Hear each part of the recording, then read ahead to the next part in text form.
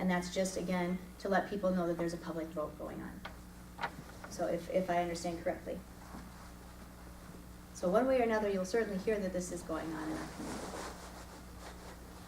And all in all, I'm sure everyone will be very respectful. So nothing aggressive. Yeah. So in that education of knowing that there's going to be a bond vote, but then knowing that there's ways that you can give to the cause, how are people going to know they can give to the cause?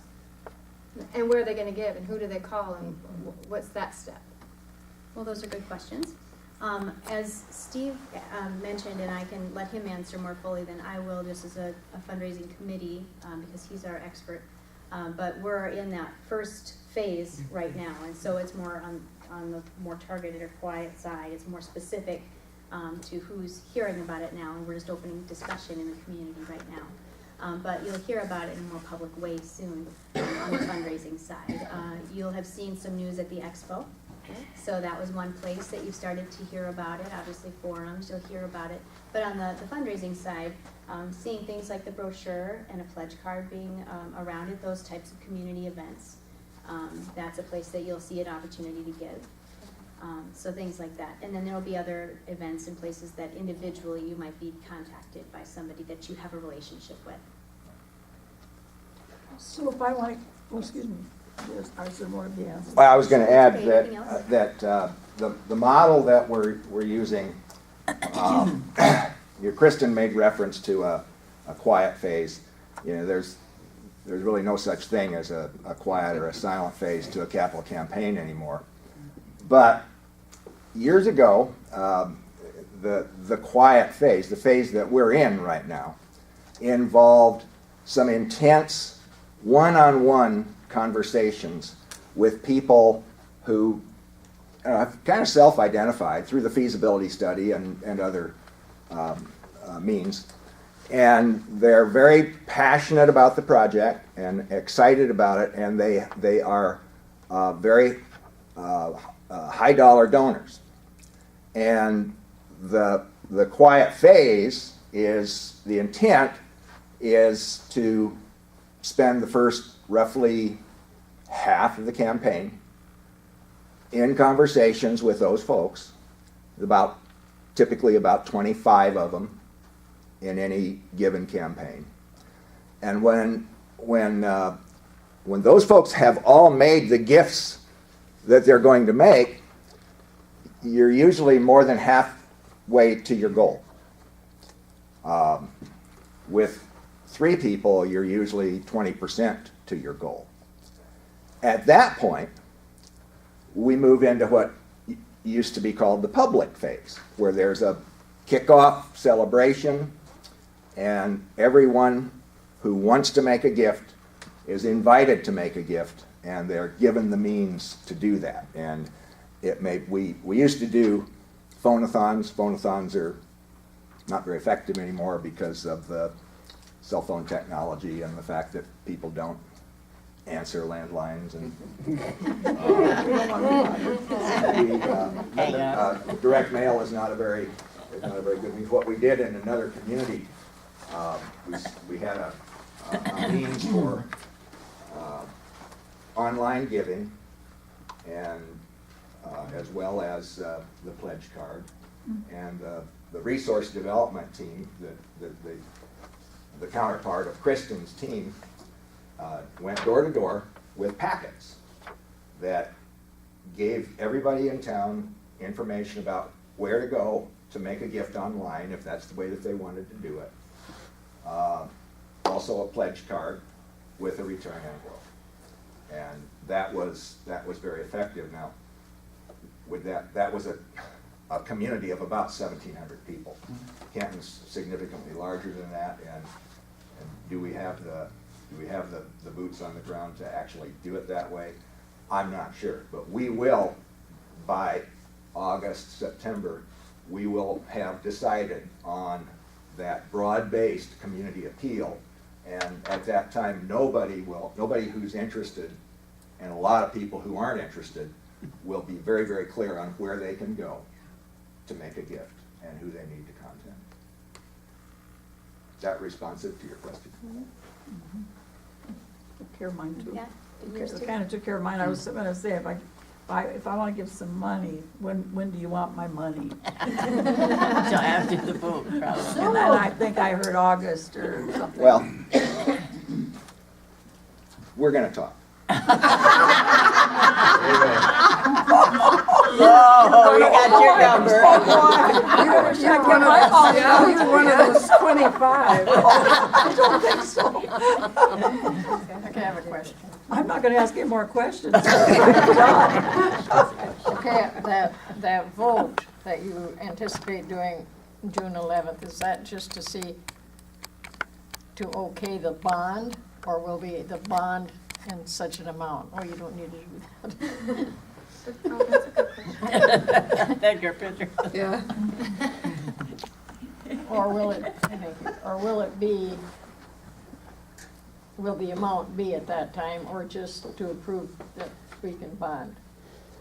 The resolution, as I understand it, that the city commission will pass, needs to contain certain numbers, not least of which is the date at which the citizens will vote, and the amount of the bond which it cannot exceed, Okay.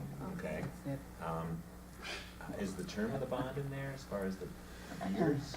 Yeah, typically the years, I think years was optional, as well as the interest rate not to exceed. It was another option that can be put in there, which I don't know if we're going to.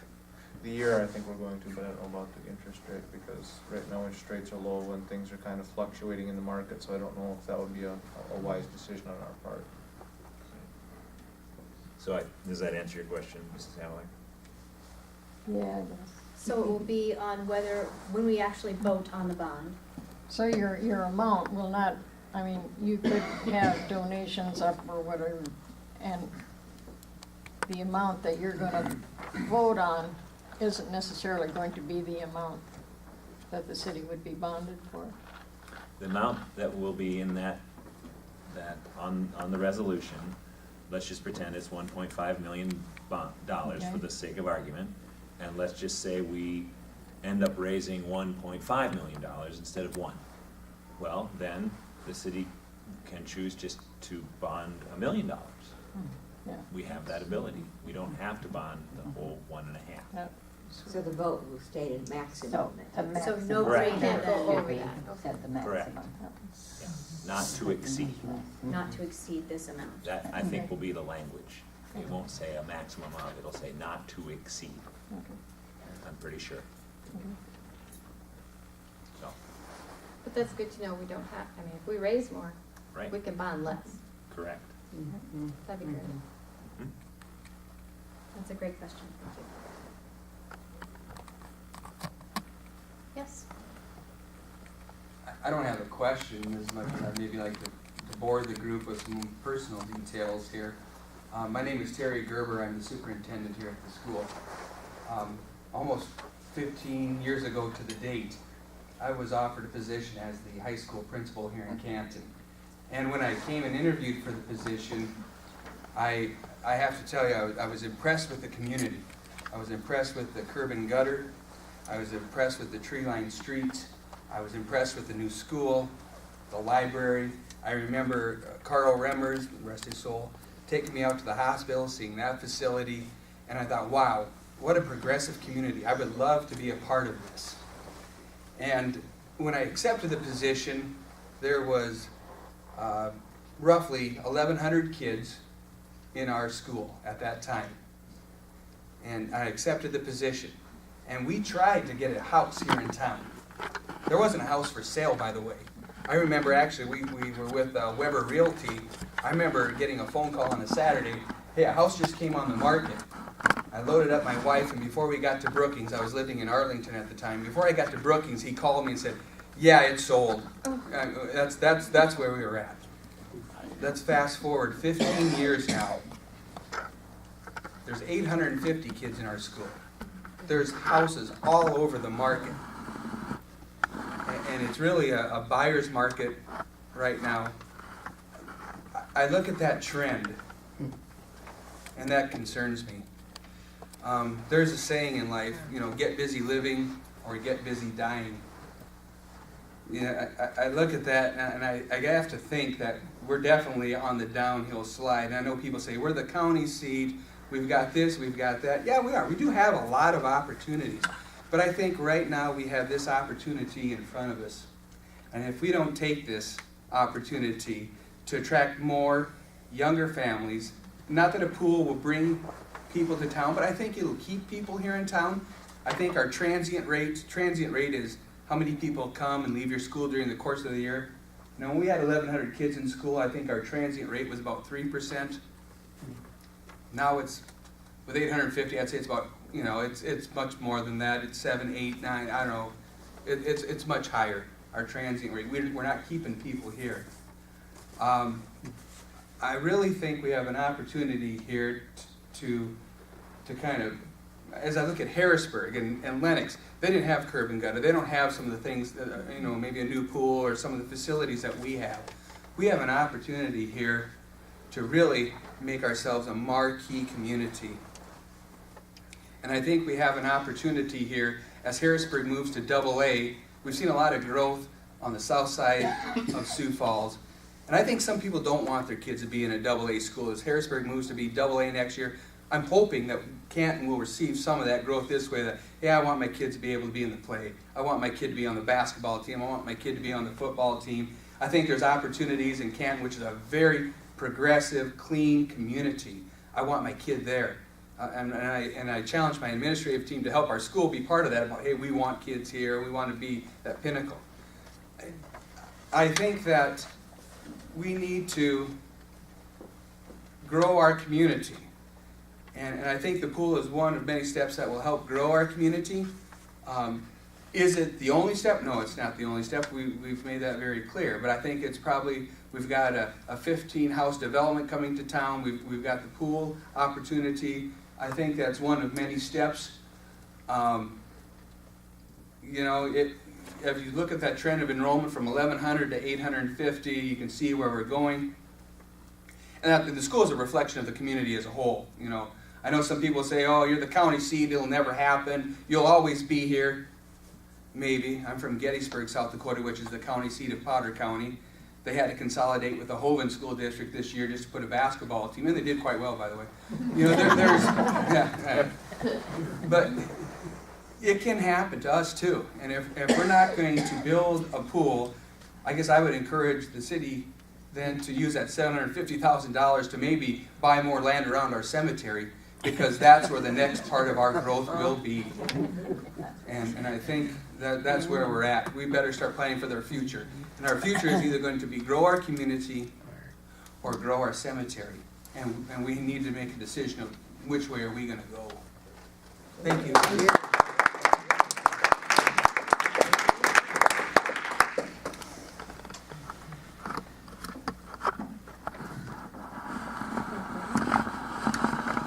Any other questions?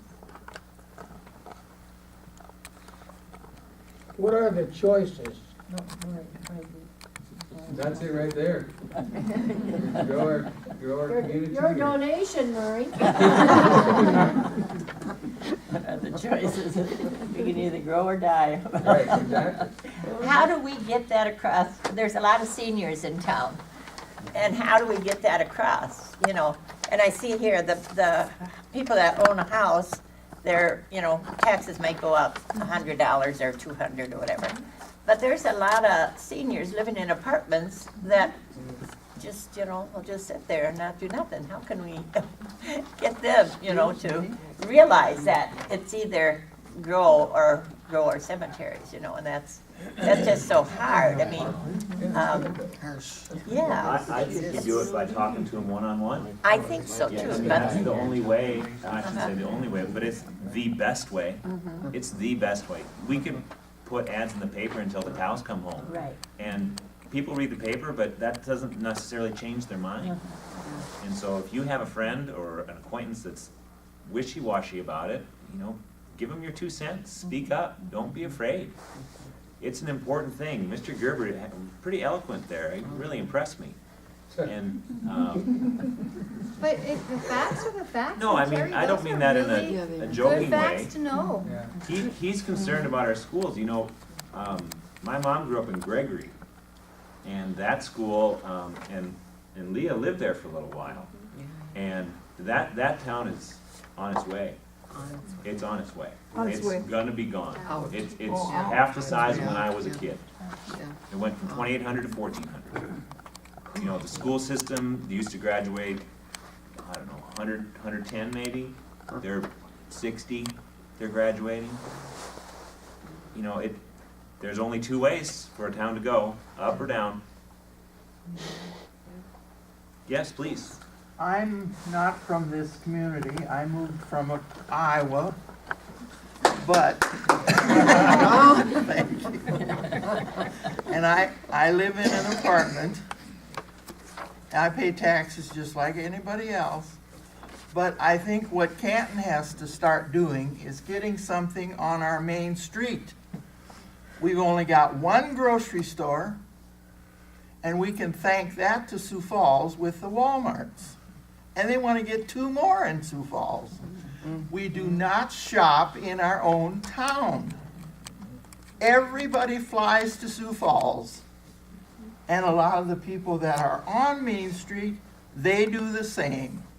You never see them in the grocery store. You never see them in the post office. Everybody goes to Sioux Falls. So, if our Main Street isn't busy, what can we do? Sure, so a good point is to try to keep reinvesting in our own town. Absolutely, Absolutely. absolutely. And really, it sounds like what we're saying is the two go hand in hand. I mean, if we can keep people here and keep the community thriving, we have to keep spending here. And, you know, we look at what our chamber does, and they talk about spending your dollars here and supporting your local businesses. We look at our employers, and they're trying to add jobs here in Canton. We have to have housing to support the jobs, the people that are coming here for those jobs. So we try to figure out housing. So, you know, this town's doing a great job of trying to respond to the continuing issues that come with that growth. We're trying to build some growth. We have to support businesses. If we're gonna grow businesses, we have to have housing. If we have to have housing, we have to have good schools. Well, we got the schools. So what do we provide those families? Incentives to stay, like the pool. So it's all kind of pieces of the puzzle to keep together. I think that's a great point.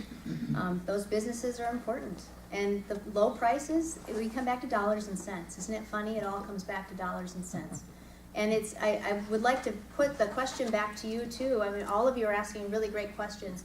How do we reach seniors? For them, it comes back to dollars and cents.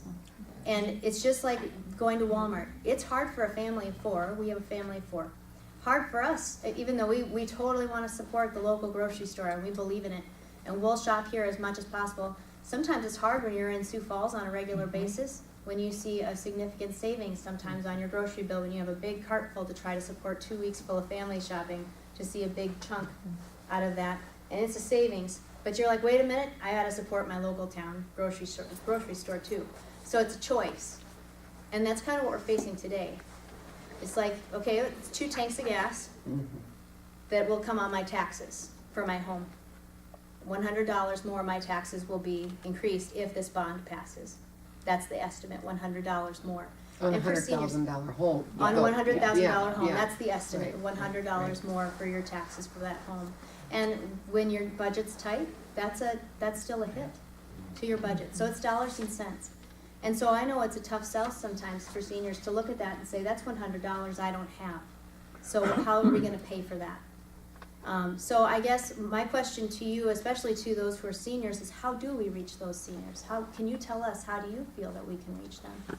How do we help them answer those questions of dollars and cents? There's a lot, you know, that wouldn't have to pay that housing tax because we're in apartments. Yeah, but I'll bet you that your rent will go up. Yeah, that will Yeah. probably, you know, That but, would be enough in rent. yeah. It takes care of your. Do people realize Whatever that the housing bond costs. issue is just on owning your house? Is that where the tax goes up? The tax will go up in all the properties in the city. Yeah, So yeah. myself, for instance, I own Apartments too, so they'll have 2 buildings these are downtown, businesses. and my wife and I Oh, yeah, own a sure. home. So we'll pay tax on 3 properties. So people So- living in apartments Well, the owner of the apartment land will receive Right. an increase in his But the taxes. renters do not pay. Well, they Well, will sure. not do. Unless if the landlord raises But their the rent. landlord raises Right. it, okay. Which is a valid point. They've got a point that they might see an increase in their rent because their landlord has a higher tax rate. That's a good point. And the question comes back to those same dollars and cents, just like the choice to shop locally for your groceries here. Is that an investment that's of worth to you? Is that a meaningful investment? Are you committed to that as an investment that was worth that little extra? And if it's in every month paying your rent a couple dollars more every month on that rent increase because it was an investment in Canton and keeping that community going forward. Yes? We wouldn't have the pool we have now had it not been for the foresight and generosity of many people 57, 60 years ago. And we, our age, younger, older, need to make that same investment And take pride in that and investment. take pride in that I'm investment. excited to be part of something that's gonna improve my community. And wasn't my kids are 57, older, but- 58 a recession period? I'm pretty sure it was. I think This is 57, the pool 58. I had when I grew up, and nothing has changed. When I grew up in this community, we had 5 tennis courts. My children have 0 tennis courts to play on. They're playing on the same baseball fields that I played on with minimal to no improvement. The same signs are up there. I'm excited to say, okay, at least we're part of this generation that wants Canton to thrive, and we want Canton to improve, and I want Canton to be here for my grandkids. So, yes, it is dollars and cents, and it is deciding what we value. Is Canton valuable enough and important enough to us? Heck, yes. I'm excited, and I think a lot of people look at it as, take pride in what we're doing. And that we've got some phenomenal people that are involved and see the vision and see the future, and we can do so much together as a group if we really, really put our mind to it. Because And- Canton's worth it. And We're worth it it. is, Leah, but boy, there's a lot of people, as Marilyn was saying, the senior citizen, because she's there every day,